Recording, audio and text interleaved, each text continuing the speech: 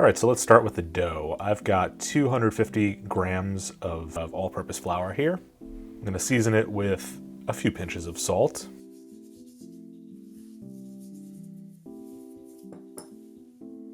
Make a little well in the middle. Then we're gonna throw in 100 milliliters of water, a tablespoon of oil,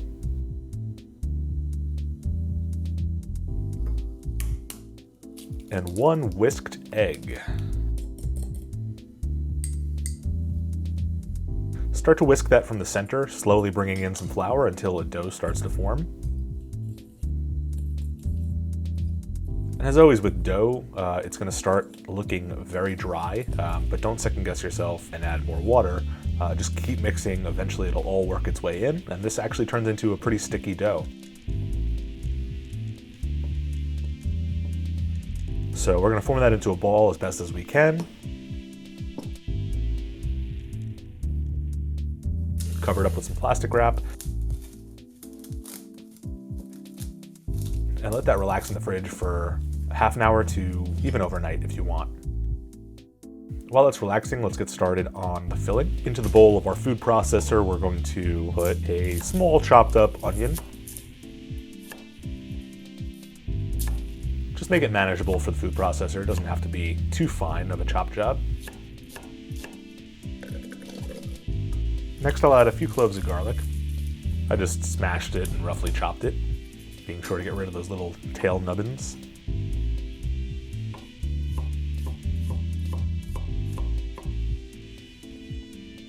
Here I've got about 200 grams of pork belly. I'm gonna chop off the skin,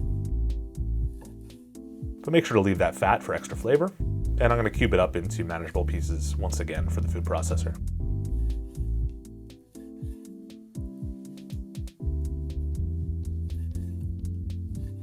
Throw that into the food processor and let's blend it on low. Whoa, let's hold that down in place so it doesn't fly off the table. And once it's at a good pasty consistency, we're gonna add in 300 grams of ground beef, a teaspoon of oregano, or you can use marjoram, 2 teaspoons of paprika, a teaspoon of allspice, a teaspoon of cayenne, a few cracks of black pepper, and a few pinches of salt.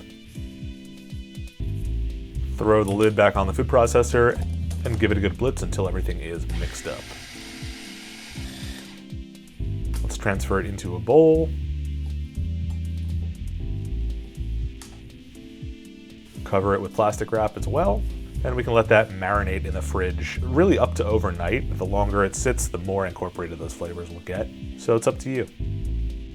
Now that the dough has rested, let's flour our work surface, and we're gonna roll it out into a log. Maybe more of a snake.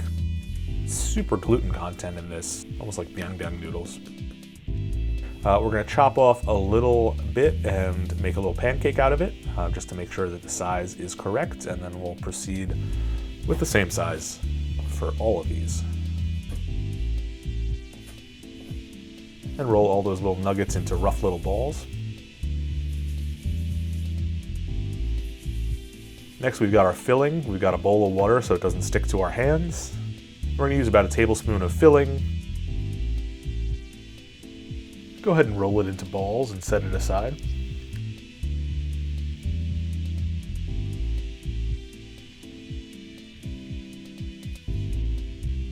Now it's time to fill our dumplings. We're gonna press out some pancakes. Put the filling in the middle. And you ever heard the phrase, if it ain't broke, don't fix it? Well, in this case, dim sum restaurants have got it right. I found the easiest way to wrap these up is the same way that you do a xiaolong bao, sort of a spiral pleat. Just keep working your way around, tucking in the extra filling.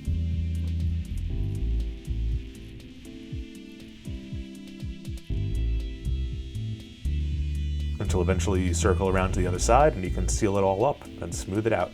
It's a soft dough, so you won't even see the actual pleats once you're done. And you end up with this nice, plump little ball. Probably the cutest dumplings I've ever made. Continue with the rest of them, laying them out on a sheet tray, and you can freeze them if you want at this point.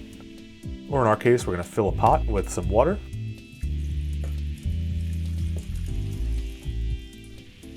Bring it to a boil.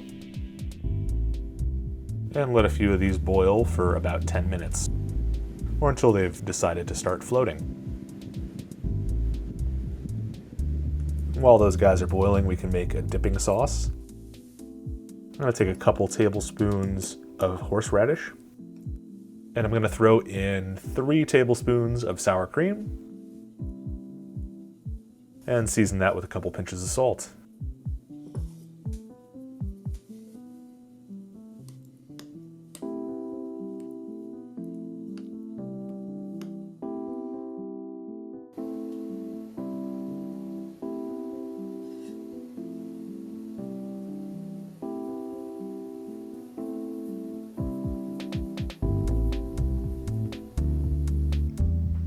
The thing that stands out here is the seasoning and the dip and how they work so well together. Allspice and horseradish apparently go really great together. All in all, these are super juicy, amazing morsels of flavor. And in these weird times that we're facing right now, making a bunch of dumplings and throwing them in the freezer is something to kill time with and something to eat for a long period of time. So I recommend it. So I got a link to the full recipe in the description below. And over here is a video where I show you how to make a different kind of dumpling, sort of. You'll see. See you next time. Cheers.